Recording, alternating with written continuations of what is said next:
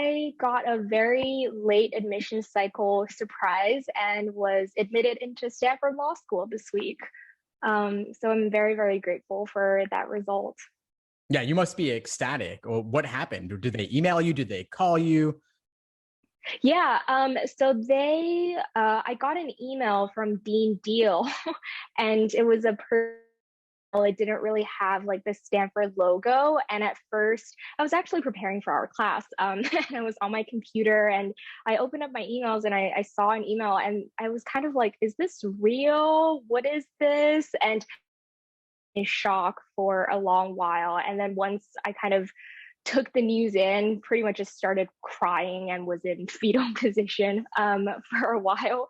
But yeah, no, definitely just super happy. I think I'm still taking it in because it only happened 2 days ago. So yeah.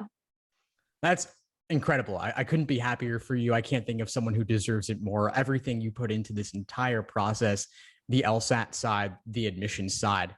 I'm just happy for you. I can't say more than that. But Thank hoping you can, you. of course, and I'm hoping you could backtrack a little bit and just walk through folks through your LSAT journey, maybe take it from the top and then all the way through to bring us up to present. Yeah. Wow. Okay. From the beginning, I guess I had already been out of school for 3 years at the time. I was very fortunate enough to land straight from undergrad into a career that I actually really working as a diplomat representing New Zealand for a long time. But I kind of wanted a change in direction, and I knew law school would open a lot of doors for me. Looking into LSAT material, I started kind of the self-prep books, the very, large companies that everyone kind of knows of, and got some results, but ultimately, and then that's when I found your prep test company, LSAT Unplugged, and started taking classes and participating in especially the mastermind live classes where not only we have access to you, but to the very brilliant community with, students with experience prepping for this test on their own. And everyone was so helpful. You come to the class with a question, and not only do we get your experience, but everyone else's little tips and tricks as well. And you find the kind of personalized way that suits you the best. And yeah, it kind of just went from there. It took me, I feel studying for it in March 2020. I kind of had a mental breakdown right before the June exam, which I came to you with, and you so graciously just replied to me very quickly. I was a little unsure about whether or not I wanted to take the exam. I didn't feel ready, so I took a pause for a month and kind of just took a break. And then I took the October exam, I believe, which was my first ever take, and was lucky enough to get a 170 with a 153. So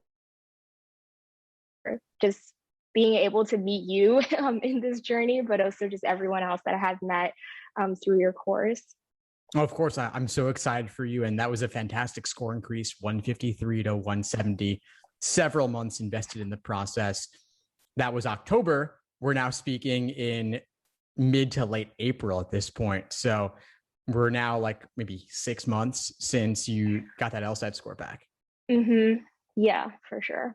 It's been a very long process. I think for, future applicants doing this, I think the first thing obviously is to get your LSAT score, and you feel such a sense of relief when you get the score that you worked for so long. But after that comes the application different beast. I'm really grateful for all the people who have been there to support me through this process, but it's definitely a whole entire process. I think the law school admissions process isn't very transparent at the moment. So I hope this video will get some information. Yeah, of course. I'm sure it will. And everyone's always so grateful when you share your insights in class. And it's great to have this for everyone as well. Can you share a little bit about what your classes are like? Because of course, your LSAT journey did not end in October. Since then, of course, we've welcomed you on board inside the LSAT Unplugged community, first as a course student before, but now as an instructor. So I'm so excited to have you on board as an instructor now. Your classes have been so well received and regarded, well reviewed. What are your classes like? What do you do? So I teach both logical reasoning and reading comprehension. Let's start off with logical reasoning. I teach a beginner logical reasoning foundations class where I go through every question type very specifically and very in detailed, talking about different tricks and tips of identifying the question, method, little things that I learned on the way, my personal approach. But then we go into a very unique Socratic review process, which is very special to your course, of course, where we look at real questions in real time.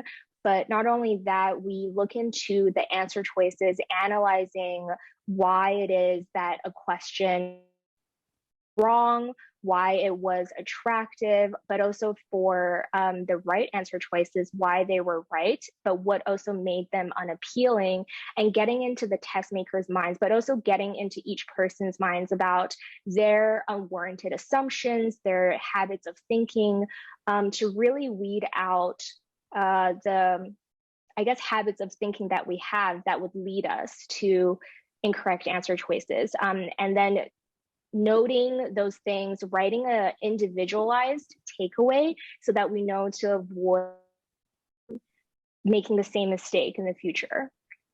That's awesome. I love that you've taken that on. The Socratic review method, of course, is something that's unique to our course. And so you walking students through that live in class, I think just is a great way for them to adopt it into their own review process, into their own studying outside of class as well. And you're also doing the reading comp deep dive classes as well. Could you share a bit on that? Yeah, the reading comp deep dive classes are also really special.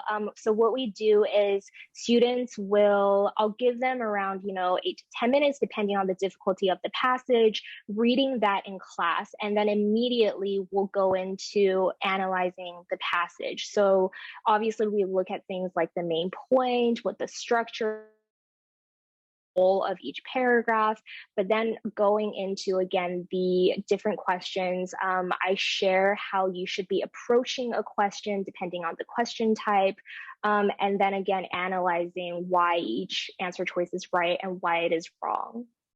That really is the most important thing. Again, back to that review process, breaking it down from beginning to end. So I'm glad you're doing those. I'm excited for you with your journey in Stanford Law as well. So what's next for you? Are you going to relocate to California? Is that the plan? Yeah, I'm really excited. I've been on the West Coast. Well, all of my time in the US have been spent on the East Coast, but now I am very excited to relocate to sunny California. That's so awesome. I couldn't be happier for you. Do you have any particular plans for your legal career journey? Any particular areas you want to focus? Uh, I'm I haven't decided yet. I know I have a very strong passion for international human rights law, just because of my personal, some of the things that we've gone through. But I'm also really open to looking into antitrust law, intellectual property law. Those are some things that I've had exposure to just through my previous work experience. So I'm point. I don't want to close any doors off. Of course not. It's good to keep it wide open. And who knows, things could radically change for you during your time in law school. You get exposed to new areas. So that's awesome. Well, I really appreciate you taking the time to connect with me, Annie. Stay on for a moment after we end the interview. I want to catch up with you a little bit more, but this was fantastic. And again, I'm excited for you. I couldn't be happier. Thank you so much.